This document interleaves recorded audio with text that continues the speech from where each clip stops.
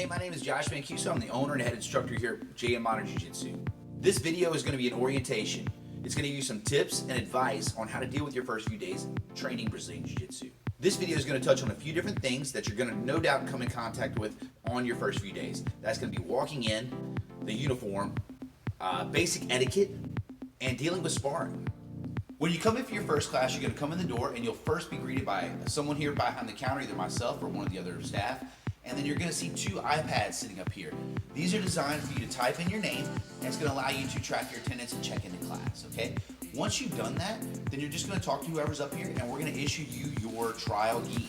This is a gi designed that comes with your trial, and it's going to give you, the ability to fit into class and do all the techniques that everyone else is doing, because typically our first few classes are going to be in the gi or kimono.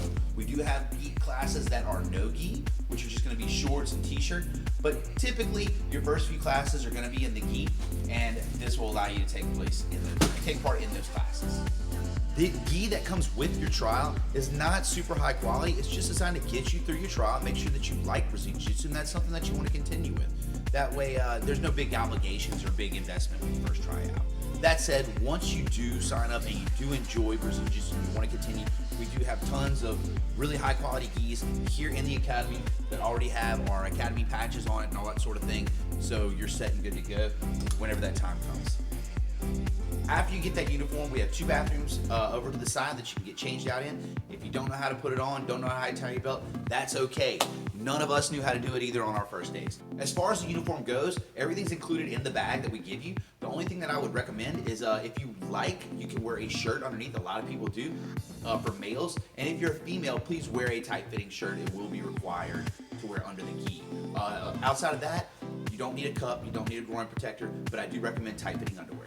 One of the very common questions is, what should I bring to class? So that's very, very simple. All I would recommend is definitely bring some flip-flops.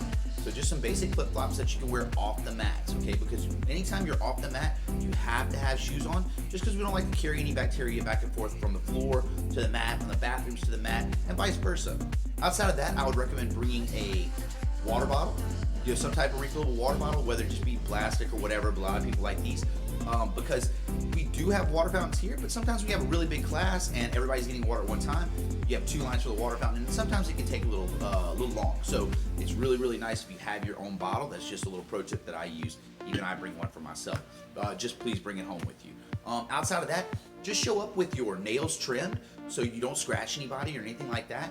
And just basic hygiene, wear deodorant, make sure that you're clean, and that's pretty much it for what you should bring. Now, let's talk about some basic etiquette when you're coming on the mat. When you first come on the mat, a lot of people will ask, do I need to bow? Do I need to bow before I come on the mat, bow when I leave the mat? That is a practice that typically changes from one academy to the next. We're not super strict on traditional martial arts here, so you don't have to bow when you leave the mat or when you come on the mat. However, some people do, and that's totally fine. What I would recommend is greeting everyone that's on the mat and was on the mat before you. So typically, if you come on the mat, just shake everyone's hand that was there. And if you have, take a moment to introduce yourself, because a lot of these people here may seem intimidating, but man, everyone is here to just enjoy Jiu-Jitsu.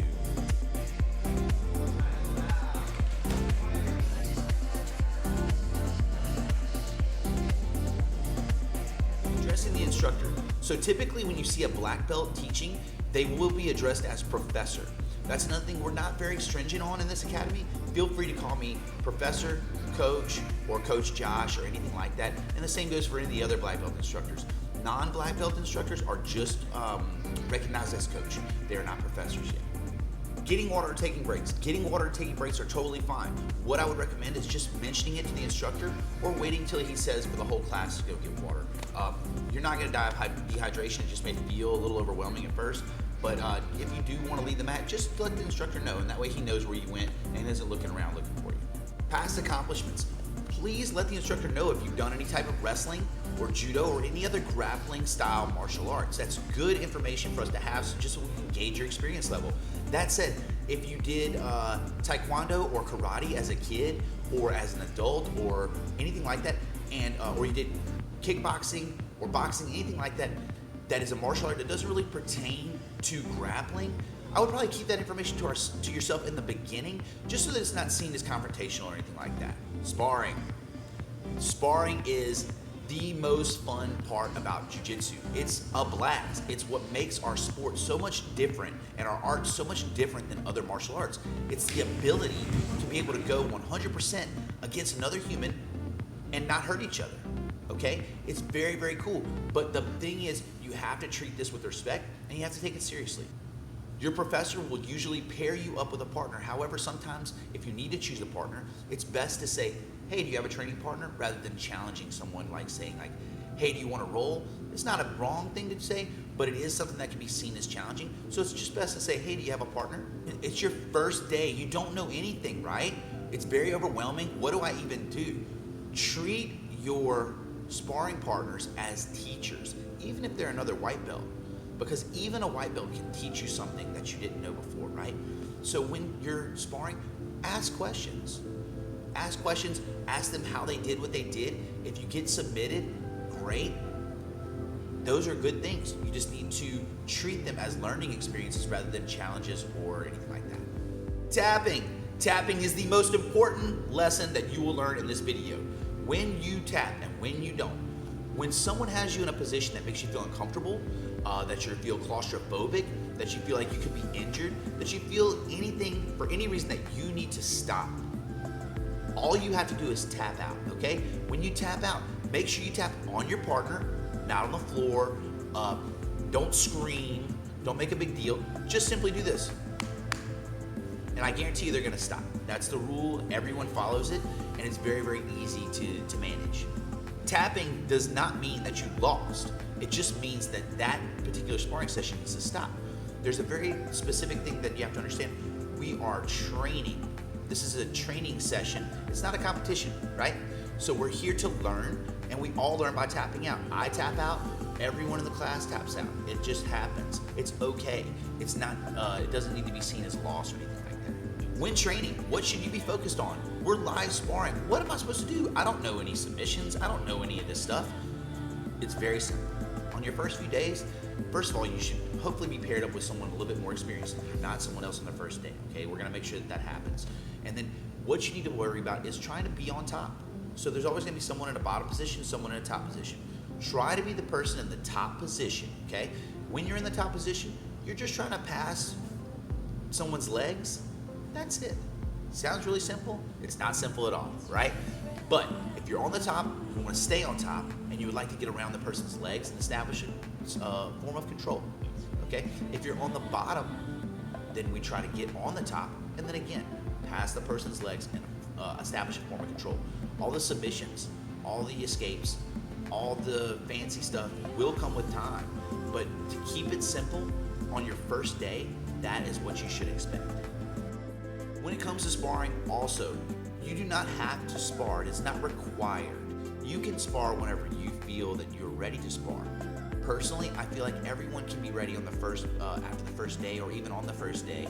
You just have to make a decision mentally to do it. Sometimes it can be a little bit intimidating, but the fact is no one's gonna hurt you.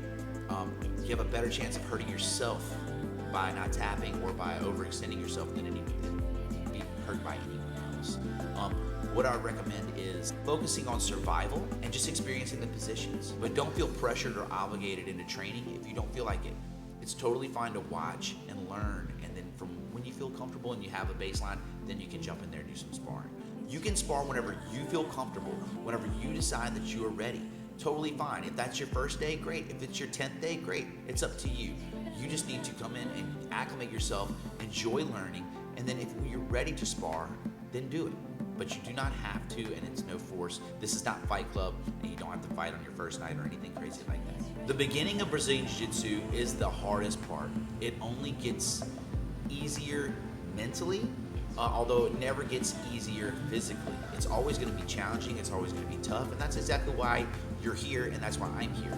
But just remember that if you can get through that first 6 months and learn to deal with manage the frustrations and the not knowing, everything will pass. What's going to happen is you're going to start your path, you're going to learn some things, you're going to feel like, am I picking this stuff up? Am I learning? Am I getting any better?